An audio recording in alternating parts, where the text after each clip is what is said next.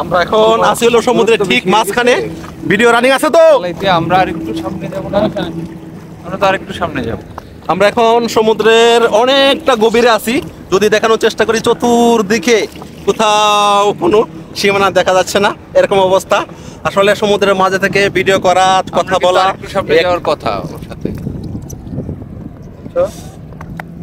এই আমার পাশে আছে কক্সবাজার আসলাম, আর সমুদ্রের এই স্পিড বোটে চড়বো না তা কি আর হয়, কারণ সকলেই চড়ে, তাই আমি একটু চড়লাম। আসলে অন্যরকম একটা অনুভূতি যখন ঢেউয়ের সাথে স্পিড বোটের একটা আছাড় খায়। এই যে দেখেন কিভাবে একটা আছাড় দিল, অন্যরকম অনুভূতি লাগছিল, যে অনুভূতিটা আমি আমার বাসায় প্রকাশ করতে পারতেছি না।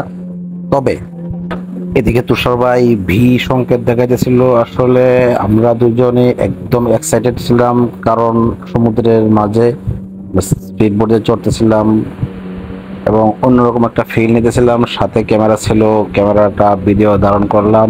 কেননা আসলে এই ঘোরাঘুরি করার পরে যে একটা স্মৃতিময় মুহূর্ত, এই মুহূর্তটাকে ধরে রাখা আর সবকিছুর পরেও আমার আবেগময় ভিডিওটা আমি তুলে ধরাই আমার একমাত্র উদ্দেশ্য।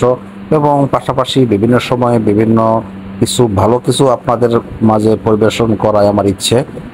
বাকিটা আল্লাহ পাকের ইচ্ছে এবং আপনাদের ভালোবাসার উপর নির্ভর করে আমি কি ধরনের ভিডিও করব এবং কোন কোয়ালিটির ভিডিও করব। কাছাকাছি যাওয়ার কথা। তুষার ভাই, ভাই একটু হাই টাই, হাই ভাই, না এরকমটাই কথা হয়েছিল। তার একটু সামনে নাও না। সমস্যা নেই, পুরো যাবো। আরে যাব না ভাই। তুষার ভাই একটু হাই টাই কিছু করে দেন ভাই। হাই না, আমি ওর সাথে কথা বলতেছিলাম, ও একটু আমাদের ক্যামেরা নেন না ভাই। না ভাই কেমন না, আমি ঠিক আছে, আমার কাছে আছে তো ভাই, তো রিস্ক নিতে আছে না, আমি আসছি, সমস্যা নাই। ধরি কতটুকু পারি, একটু তারা একটু লম্বা করা দাদি বুঝেন না ক্যামেরা। এদিকে তুষার ভাই হলো আরেকটু গভীরে যাওয়ার চিন্তা ভাবনা করতেছিল এবং আমাদেরকে আরেকটু গভীরে নেওয়ার কথাও ছিল, কিন্তু এই মুহূর্তে আমি আসলে আমার কাছে মনে হইতেছে আর গভীরে যাওয়াটা আমাদের জন্য বা আমার জন্য নিরাপদ মনে করতেছি না। ব্যক্তিগতভাবে আমি চাইতেছিলাম যে আমি তীরে চলে যাই, ঠিক তেমনি ভাবে এখন আরেকটু গভীরের দিকে যাইতেছে, আবার হলো টার্ন করে কিন্তু আমরা আবার তীরের দিকে চলে যাইতেছি। এই হলো টার্ন করলো, এখন আমরা সমুদ্রের তীরের দিকে যাওয়ার চেষ্টা করতেছি এবং যাচ্ছি। অসাধারণ অনুভূতি আসলে পানির সাথে ধীরে ধীরে যখন আমরা সমুদ্রের।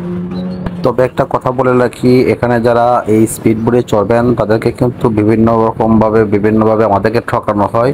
এখন আমি যখন প্রথমে এখানে স্পিড বোটের দামাদামি করতেছিলাম, তখন ওরা বললো যে 1500 টাকা ওই গভীর সমুদ্রে নিয়ে যাবে এবং নিয়ে আসবে একজন। কিন্তু পরবর্তীতে আমি বললাম ভাই একজন যাব না, আমি দুজন একসাথে যাব। তখন কি অবস্থা, তখন ওনারা কিন্তু আবার বলেছে দুজন গেলেও 1500। তার মানে আমি একা যাবো কি জন্য, সাথে আমি আরেকজন নিয়ে যেতে পারি। এই হিসাবে তুষার ভাই আমার সাথে গেল, আমিও গেলাম, ভালোই লাগতেছিল। কিন্তু পরবর্তীতে বিষয়টা হলো দামাদামি করে মূল্যমানি করে আমি ওইটাই হলো 800 টাকার মধ্যে নিয়ে আসলাম। 800 টাকা দিয়ে হলো এই 2-4-5 মিনিট স্পিড বোট চললাম, তো তারপরেও ভালো লাগছিল। এই মুহূর্তে চিন্তা করলাম যেহেতু আমরা তীরে চলে আসলাম, একটা ছবি নিয়ে নেই। কিছু ছবি নিয়ে নিলাম। আসলে ছবিগুলা আমাদের মোবাইল দিয়েই তোলা ছিল, আমরা ডিএসএলআর ব্যবহার করি নাই, কারণ ডিএসএলআর ওনারা বিভিন্ন সময় শুনে থাকি যে মানুষদেরকে হয়রানি করায়, অতএব হয়রানি হতে চাই না। ধন্যবাদ সকলকে, ভালো থাকবেন, আল্লাহ হাফেজ।